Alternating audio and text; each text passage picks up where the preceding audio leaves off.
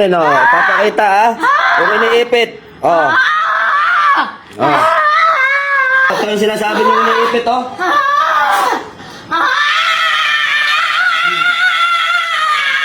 Yan yung iniipit. Kaya ba sumisigaw kasi iniipit, oh. Yan, oh.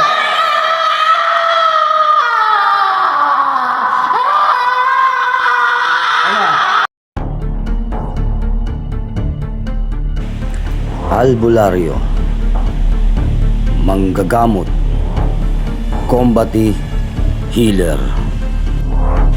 Ano't ano pa man ang iba't ibang uri ng katawagan, ay isa lamang ang kanilang pinanggalingan, ang mga ninunong babaylan. Ito ang saling lahi ng aming pinanggalingan. Ito ang saling kaalaman na hanggang ngayon ay aming natutunan. Pag-uusig, panglilibak at diskriminasyon. Ngunit kahit ganun pa man, ay patuloy pa rin kaming bukal sa kaloobang tumutulong. Kontrobersyal at mainit na pinag-uusapan, si Noben Villaluz, aka Batang Healer. Taglay nito ang kanyang mga anting-anting at kaalaman sa gamutan. Nagpagaling at gumawa ng maraming himala. Ngunit panghuhusga pa ang kapalit na natamo mula sa kanyang mga kapwa. Pinagbawalan ito ng DOH o Department of Health sa kanyang panggagamot. Ano ang tunay na dahilan? Meron ba siyang nalabag sa batas o meron siyang nagawang kasalanan? Ipinagbabawal ba talaga sa batas ang pagiging albularyo o pagiging manggagamot? Bakit hindi natin tanungin si Attorney Buen Alguno? Ating panoorin ang kanyang video. Legal ba ang panggagamot ng albularyo?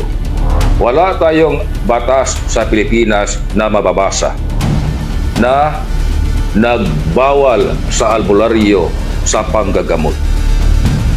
Kahit mayroong mga opinyon na ang source ng panggagamot ng albularyo ay sa demonyo, hindi papasok ang ating pamahalaan at inirespeto pa rin ang tinatawag na freedom of faith. Ang freedom of faith o kalayaan na maniwala ay nakasaad ito sa ating 1987 Constitution.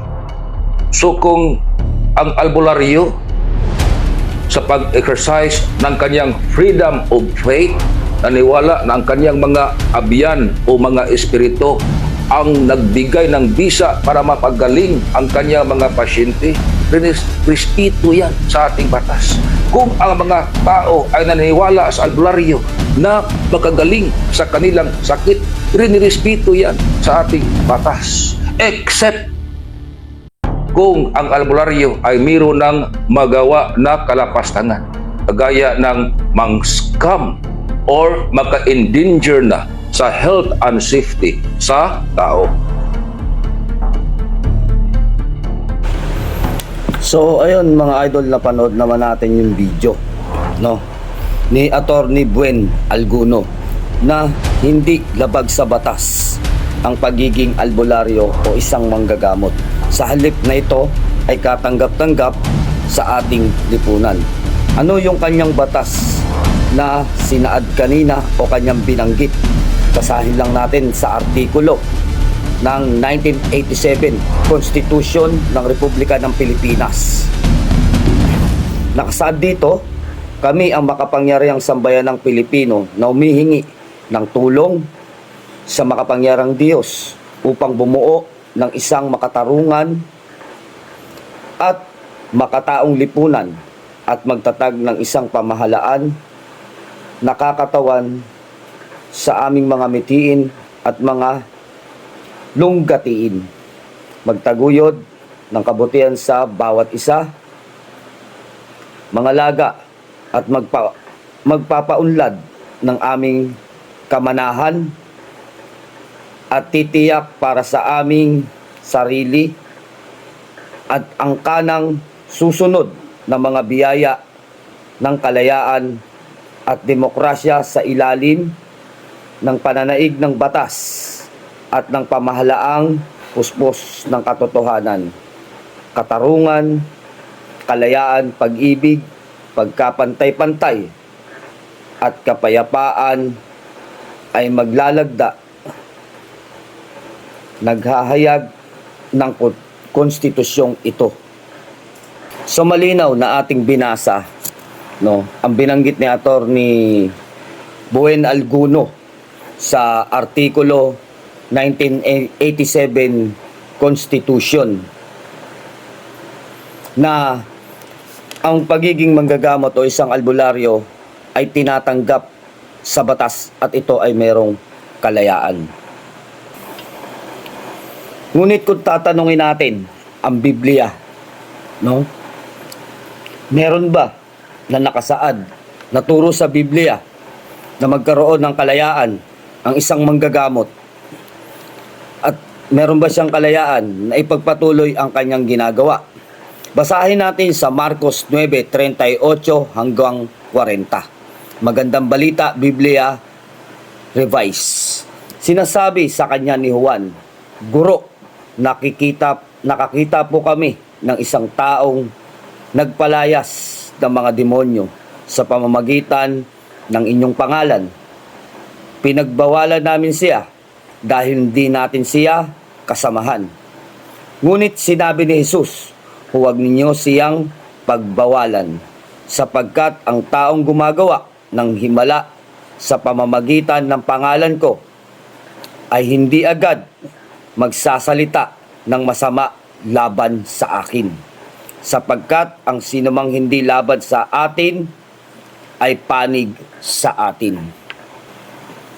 So malinaw sa ating binasa na talata sa Biblia na ito, maging ang ating Panginoong Hesukristo ay pumapayag sa panggagamutan ng mga albularyo mula sa talata na ating binasa sa Marcos 9:38 hanggang 40. Ngunit may iba pa bang mga talata na makakapatunayan natin na ang panggagamutan ay isang uri ng panggagamot at ito ay nanggaling sa Diyos at hindi sa sinasabi nilang diablo o demonyo? Ating basahin ang talata mula sa Eklesiastiko 38:1 hanggang 3. Ating basahin ang talata. "Igalang mo ang manggagamot ng nararapat sa kanyang katungkulan, sapagkat ang Panginoon din ang nagtakda ng tungkuling iyan. Ang karunungan ng manggagamot ay mula sa kataas-taasang Diyos at ginagantimpalaan siya pati ng mga hari. Dahil sa kanyang karunungan, marangal siyang nakakaharap kanino man at iginagalang siya pati ng mga may kapangyarihan." So yung huling talata na binasa natin dito, no?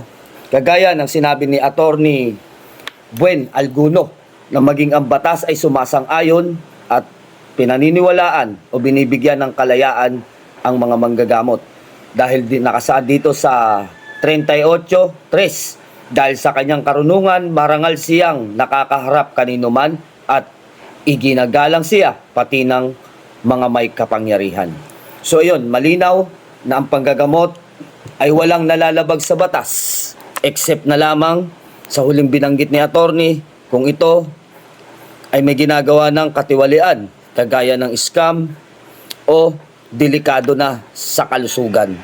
So yun lamang po, pinagbigyan natin ng alam ang request ng karaniwan na gumawa tayo ng isang